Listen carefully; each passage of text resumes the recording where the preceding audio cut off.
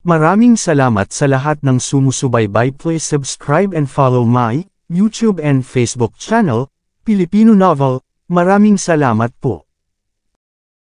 Kabanata 1271.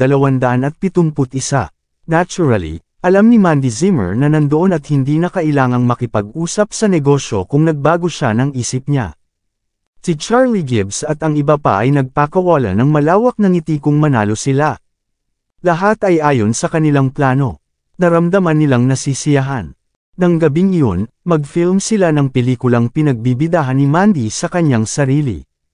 Tulad ng para sa kay Harvey York, ang tanga, ay mag-extra lang sila ng ilang dolyar para bayaran siya at sasabihin ng lahat ay tapos na. Sa sandaling iyon, naglakad si Harvey at pagkatapos ay tumingin sa kay Charlie na may isang naiinis na ekspresyon. Isang kondisyon lang ako. Kailangan mong gawin na hindi kasama sa inuman si CEO Zimmer.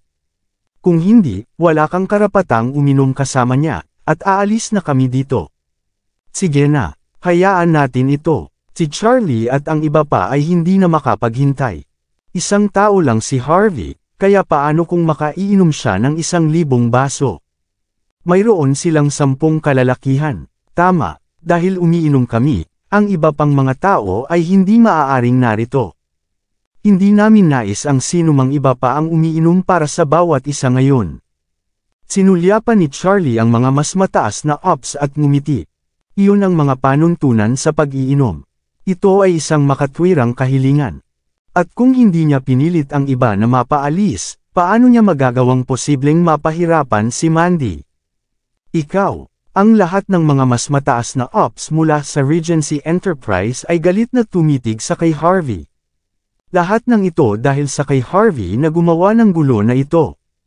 Kung ang mga taong iyon ay magkasama ng una, sila ay baka magkaroon ng pagkakataon na matalo sa inuman si Charlie at ang kanyang pangkat. Ngunit dahil kay Harvey, isang nasirang mansanas, ang kanilang kabuoang plano ay nasunog. Nang umalis ang mga taong iyon, ang inuman ay opisyal na nagsimula. Halika, kapatid. Susundin namin ang mga patakaran at pumunta sa paligid ng isang bilog, isang tao ng sabay-sabay. Buhusan mo siya sa kanyang baso. May nagbuhos para sa kay Harvey ng isang malaking baso ng alak. Ngumiti si Harvey. Tama, mauuna muna ako dahil lahat ng tao dito ay panauhin. Sa gitna ng kanyang talumpati, kinuha ni Harvey ang malaking paglagok ng alak at sumanya sa iba upang magpatuloy. Ang ulo ni Mandy ay naging manhid sa nakikita. Ang alak na nagkaroon ng hindi bababa sa 60% na alkohol. Isang malaking paglagok tulad niya ay baka mawala na siya sa kanyang ulirat. Matapos makita ang kilos ni Harvey, malaki ang kinuha ni Charlie na paglagok bilang well. Ang iba pang tao pagkatapos ay dumating upang magkaroon ng isang toast kasama si Harvey. Mayroong 10 tao bukod sa kay Harvey, na nangangahulugang na si Harvey ay kailangang uminom ng 10 baso ng alak sa tuwing ang iba ay lumibot. 10 baso ng alak ay halos 40 onsa. Naramdaman ni Mandy na lahat ay naging madilim sa harap niya habang iniisip niya ang halaga. Gaano karaming mga pag-ikot ang maaaring dumaan sa kay Harvey? 3 sa karamihan, marahil. Di nagtagal, lumipas ang unang pag-ikot. Tumawa si Charlie at ang iba pa matapos makita si Harvey na ang mukha ay nanatiling hindi nagbabago. Mayroong isang bagay na alam ng lahat ng umiinom. Ang mga tao na ang kanilang mukha ay nagiging pula sa pag-inom at karaniwang may mas mahusay na resistensya sa alkohol. Ang mga taong walang pagbabago sa kanilang mukha ay karaniwang magkaroon ng isang mababang resistensya. Mahuhulog sila pagkatapos ng maraming inumin. Si Charlie at ang iba pa ay naghahawak sa kanilang mga pagtawa nang makita nila si Harvey ay nananatiling walang malasakit. Sila ay naghihintay para sa kanya na mahulog kapag ang alkohol ay makakakuha ng pinakamahusay sa kanya. Ngunit ang paningin pagkatapos ay lubos na nagulat sa lahat. Nagbigay ng malaking pagdighay si Harvey at tumawa. Magpapatuloy pa tayo sa ikalawang pag-ikot. Ano, ayos lang ba siya? Si Charlie at ang iba pa ay nagyelo. Ang taong ito ay hindi isang kabuoang tulala at mayroon siyang mabuting resistensya sa alkohol, pagkatapos ng lahat. Kung hindi, hindi siya magiging matapang dito. Ngunit ang pagiging magarbo ay karaniwang humahantong sa kalamidad. Hindi naniniwala si Charlie at ang iba pa sa isang lalaking na maaaring uminom at talunin ang 10 tao dahil lamang sa kanyang mahusay na resistensya. Halika, magpatuloy tayo. Uminom si Harvey ng isa pang hanay ng 10 buong baso ng alak na may 10 iba pang mga kalalakihan. Isang mahinahon na ngiti pa rin ang ipinapakita sa kanyang mukha kapag siya ay tapos na uminom.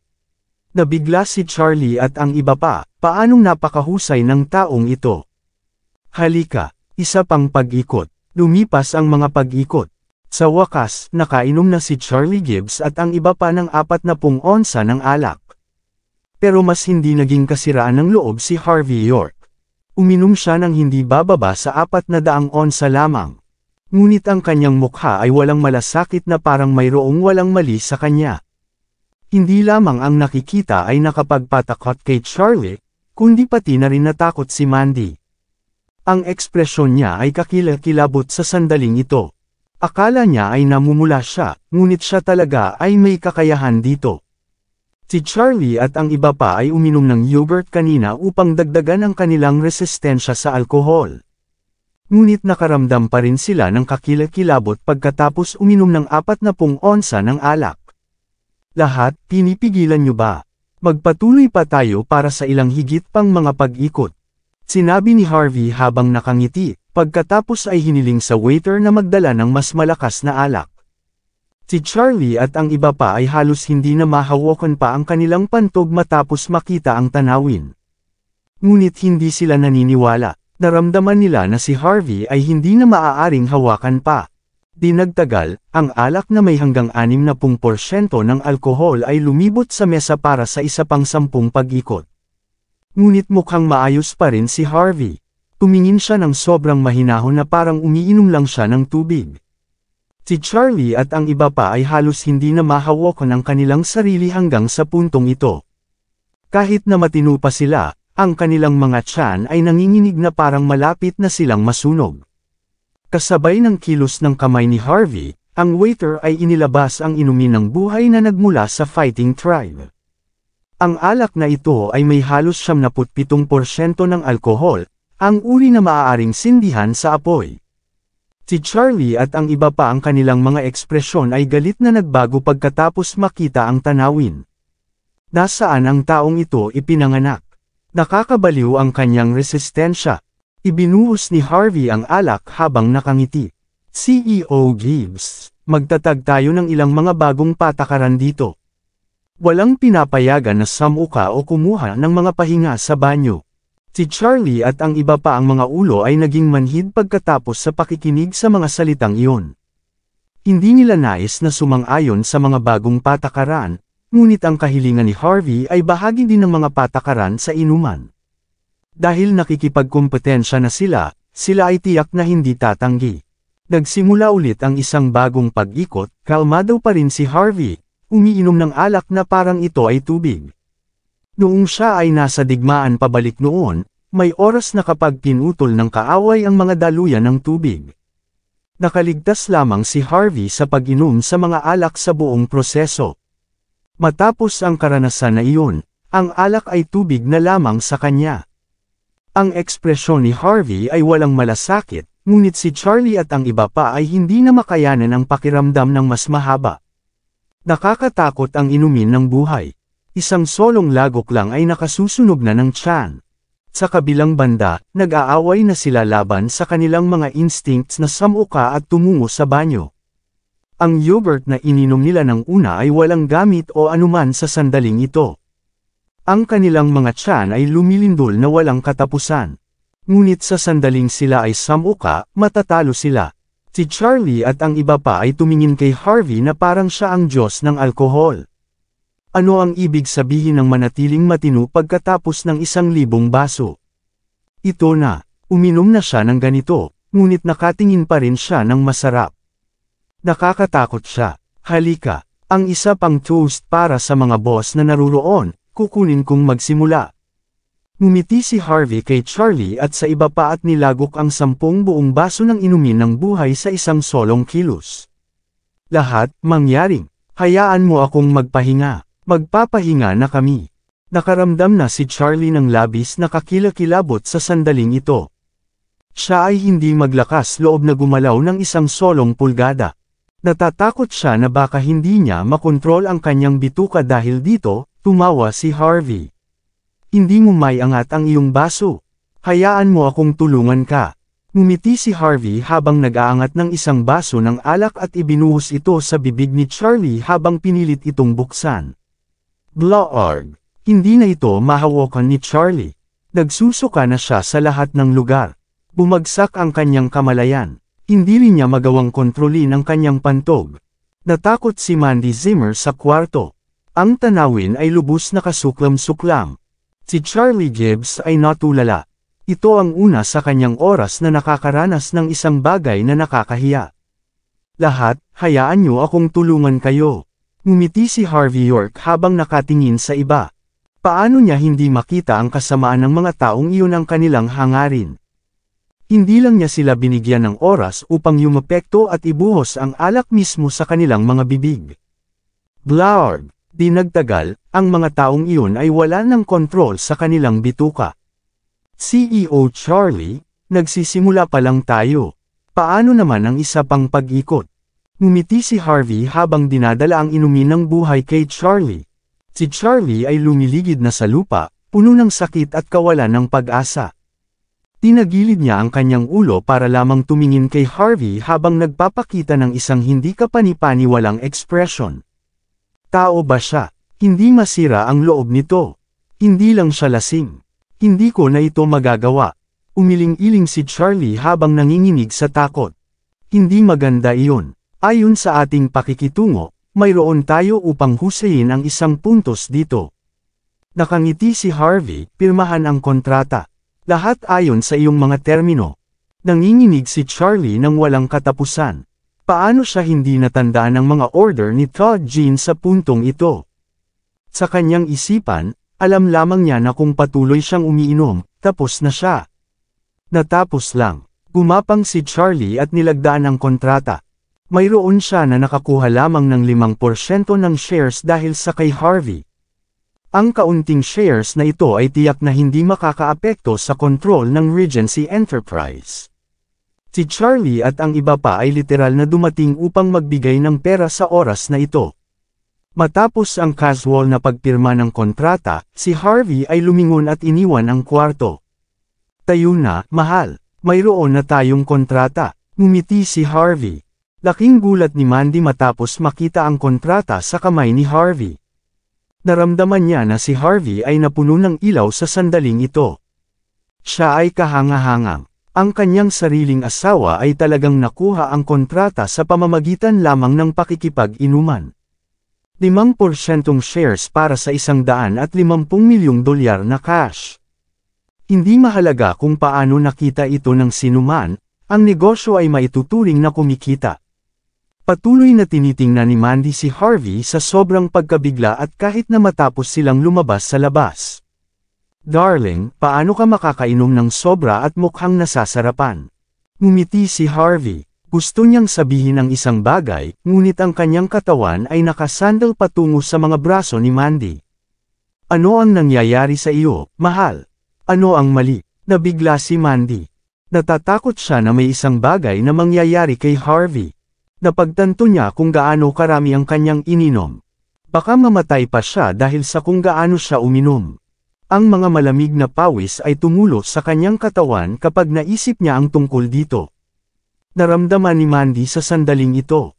Si Harvey ay talagang mahalaga ito para sa kanya. Kung namatay si Harvey, hindi na niya nais na mabuhay pa. Walang magawa si Mandy. Maaari lang siyang tumawag ng tulong kay Cynthia Zimmer. Dumaan ang magkapatid sa lahat ng problema upang dalhin si Harvey sa bahay. Si Harvey ay humihilik sa kama kaagad kung kailan nakauwi na siya. Walang magawa si Mandy matapos makita ang tanawin, ito ang kanyang sariling silid, ngunit si Harvey talaga ay natulog dito. Naguguluhan si Cynthia sa sandaling ito. Sister, ginawa mo ba talaga ito sa kay brother-in-law? Agad na naging mapula ang mukha ni Mandy. Ano ang iniisip mo? Walang paraan. Mabuti yan, mabuti yan. Talagang natakot siya sa pangyayari ngayon. Itinaas ni Cynthia ang kanyang dibdib habang medyo naramdaman na natatakot. Kung may mangyayari sa pagitan ng dalawa, walang pagkakataon para sa kay Cynthia. Ano ang sinabi mo? Hindi sinasadya ni Mandy na sumigaw habang pinupunasan ang pawis ni Harvey ng isang tuwalya. Wala. Pinipilit ko lang sabihin iyon na ang brother-in-law ay hindi magiging angkop para sa iyo. Ikaw ay sobrang natatangi. Magmadali at hiwalayan mo na siya. Nahihiyang sinabi ni Cynthia Zimmer. Tinapik ni Mandy Zimmer ang ulo ni Cynthia at sumagot. Hindi ka dapat makialam sa mga bagay na nasa pagitan ng iyong bayaw at ako, tama? Matanda na kami. Dapat kang tumuon sa iyong pag-aaral. Pinatunog ni Cynthia ang kanyang dila at sumagot, well, gusto ko na kailangan ng isang libro upang pag-aralan mula sa una. Kung si brother-in-law ay hindi maisip ito, kailangan mong ibigay siya bilang pagbabayad. Ano? Akala ni Mandy ang narinig niya ay mali. Cynthia, naiintindihan mo ba kung ano ang sinasabi mo? Hindi makapaniwala si Mandy sa narinig. Ang kanyang sariling kapatid na babae ay palaging walang kabutihan. Paanong ganito ang sinasabi niya? Pinukpok ni Cynthia ang kanyang dibdib at tinapik ang kanyang ulo. Siyempre naiintindihan ko. Kailangan niya at responsable para sa akin kung hindi ako makapag-aral dahil sa kanya. Puno ng tuwa ang puso ni Cynthia nang sabihin niya ang mga salitang iyon. Inisip ni Mandy na gumagawa lang siya ng biro na pangbabae. Hindi niya masyadong iniisip ang tungkol dito. Siya noon ay nagbuntong hininga at sumagot, alright, ang iyong bayaw ay lasing. Kailangan ko siyang alagaan ngayong gabi. Kailangan kong alagaan siya, kaya dapat ka nang magpahinga. Huwag maging sanhi ng anumang problema. Hindi, kailangan ko rin siyang alagaan. Kung hindi, ano ang mangyari kung may ginawa siyang masama sa iyo? Si Cynthia ay sinabi ng diretso, Sister, narito ako upang matiyak ang iyong kaligtasan. Matapos tumingin sa kay Cynthia para sa isang mahabang, si Mandy ay maaaring sumuko na lamang nang walang magawa. Si Harvey, na nasa isang estado ng malalim na pagtulog, ay nasaraan ng loob. Nais niyang gamitin ang pagkakataong ito upang makagawa ng move kay Mandy. Ngunit ang third wheel na, si Cynthia, ay nagbabantay sa labas. Si Harvey ay kumukulo sa galit. Natakot si Cynthia matapos makita ang paningin. Malapit ng samuka si brother-in-law. Umalis na tayo dito. Babalik tayo kapag tapos na siya. Lumipas ang isang gabi. Ang buong mas mataas na up ng Regency Enterprise ay lubos na nagulat. Ito ay dahil talagang nilagdaan ni Mandy ang kontrata. At sa huli, ang kabilang partido ay nakakuha lamang ng 5% ng shares. Ang kaunting shares na ito ay ipinagpalit sa $150 milyong. Ang buong negosyong ito ay isang ganap na nagnakaw. Kahit na hindi makapaniwala ang mga mas mataas na ups na ito na makakamit. Kasabay nito, si Charlie Gibbs at ang iba pa ay ginagamot sa isang ospital. Ang isang average na tao ay maaaring mamatay lamang kung gagawin nilang uminom tulad ng lalaking iyon, pagkatapos ng lahat. Si Charlie at ang iba pa ay nanginginig sa kanilang mga boto nang makarinig sila ng isang tawag sa telepono. Marumi ka, hindi mo rin kayang makitungo sa isang babae. Pagkatapos ay na-hospital ka dahil sa pag-inom. Gaano katindi ang mga gusto mo kahit na sabihin na mayroon kang maraming taon sa industriya ng negosyo.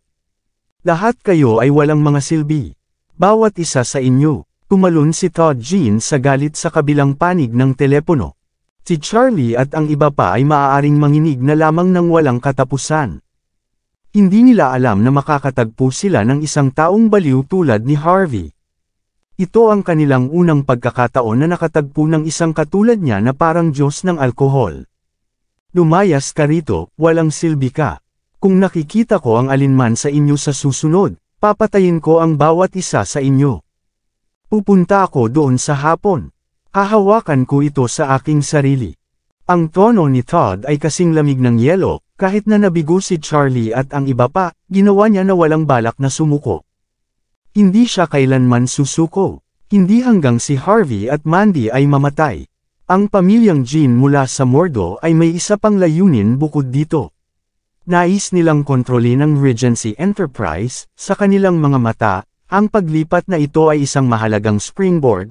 Gamit ito, maaari silang magkaroon ng itaas na kamay sa darating na pamumuhunan at pakikipag-ugnayan sa forum ng negosyo. Kabanata 1275. Sa bahay ng pamilyang Yates mula sa Buckwood. Ang bahay ay karaniwang desyerto sa puntong ito. Nang bumagsak ang mga haligi ng pamilya, ang pamilya ay nalanta. At ang kumpanya, na Silver Nimbus Enterprise, na ninakaw nila palayo kay Mandy Zimmer, ay ganap na nawala at nabangkaruti. Sa loob lamang ng ilang araw, ang buhok ni Lola Yates ay naging maputi bilang nyebe, na parang nakuha niya ang 20 taon na mas matanda. Ang dating marangya at maluwalhating pamilyang Yates mula sa Buckwood ay naging isang malapit ng mamatay na pamilya ngayon. Ngunit ang pamilya ay nagtipon pa rin sandali dito. Paano ito? Ano ang ginawa ng pamilyang Yates mula sa Amerika, sabihin mo? Mabilis na tinanong ni Lola Yates si Phoebe Yates, nakakahang lang sa telepono. Nang inag si Phoebe, pumayag silang tulungan tayo, ngunit sa isang kondisyon. Mula ngayon, kailangan nating maging alipin ng kanilang pamilya. Mula ngayon, magiging aktwal tayong alipin para sa mga Yates family mula sa Amerika. Nagbago ang mga ekspresyon ng pamilya. Lola Yates, hindi namin matatanggap ang alok na ito. Ang pamilyang Yates mula sa Buckwood ay mayroon pa ring dangal kahit papano. Paano tayo magiging alipin para sa isang pamilya tulad nito? Tama, tayo ay isang pamilya ng mga opisyal ng gobyerno. Kung malalaman ng iba na ginagawa natin ang ganito, paano tayo maaaring manatili sa pamahalaan sa kinabukasan? Lola Yates, mangyaring mag-isip ng mabuti. Itinapon ni Lola Yates ang kanyang baston sa lupa, at tumawa ng malamig. Sa palagay mo ba ay gusto ko ito? Tayo, ang pamilyang Yates, ay tinapos ang ating katalinuhan. Lahat ng ito dahil sa bastard, na si Mandy, na tayo ay magiging mga alipin ng isang tao. Hindi niya rin tayo bibigyan ng pera ng masunurin kahit na siya ay bahagi ng pamilya. Siya ang isa na gumawa sa atin ng kahabag-habag na ito. Kung wala tayong paghihiganti laban sa kanya, at kung tayo ay hindi gagawin siyang buhay ng impyerno at si Harvey, magiging kontento pa rin ba kayo? Kung tatapusin natin sila, hindi lamang pagiging alipin, even gladly bar, para sa pamilya Yates mula sa Amerika. Matapos marinig ang mga salita ni Lola Yates, ang pamilya lahat ay kinagat ang kanilang mga ngipin. Naramdaman nila na tama si Lola Yates. Ito ay lahat dahil sa mga bastards, na sina Harvey at Mandy. Dapat silang humiram ng mga kapangyarihan sa Yates family mula sa Amerika at muling makuha kung ano ang nararapat sa kanila. Sa kabilang panig, ang pamilyang Jean mula sa Mordo ay nasa isang kumpanya ng sangay sa Buckwood. Tumayo si Todd Jean gamit ang kanyang mga braso na nakatiklop dahil ang isang matandang lalaki na may tungkod ay nakaupo sa kanyang upuan. Siya ay walang iba kundi ang isa sa mga matatanda sa ipinagbabawal na lupain sa likod ng mga bundok ng Jean family ng Mordo, si Russell Jean. Si Russell ay humigop ng tsaa, pagkatapos ay tumingin kay Todd na hindi matatag. Paano ang mga bagay? Natigilan si Todd, elder, mahirap silang pakitunguhan. Ako ay inayos ang ilang mga tao na makitungo sa kanila, ngunit sila sa huli ay nabigo. Ang mga walang silbi na marumi at nawala pa ang $150 milyong. Itinapon nila ang lahat ng dignidad ng pamilyang Jean sa labas ng bintana. Sampal, galit na hinampas ni Russell ang kanyang kamay, pagkatapos ay agad na nag-iwan ng pulang marka sa mukha ni Todd. Ngunit hindi maglakas loob si Todd na pigilan ito, o hindi rin siya na ipakita ang anumang poot kay Russell. Walang utak na marumi. Malamig na nagsalita si Russell habang binuksan niya ang kanyang bibig. Hindi ko ba sinabi sa iyo kanina? Huwag gumawa ng aksyon laban kay Harvey. Kumilos laban kay Mandy. Sinusunod mo ba ang aking mga order? Si Mandy ay isang mahina na babae na hindi magagawa ang kahit ano. Gayunpaman ginagamit mo pa rin ang taktika ng negosyo laban sa kanya.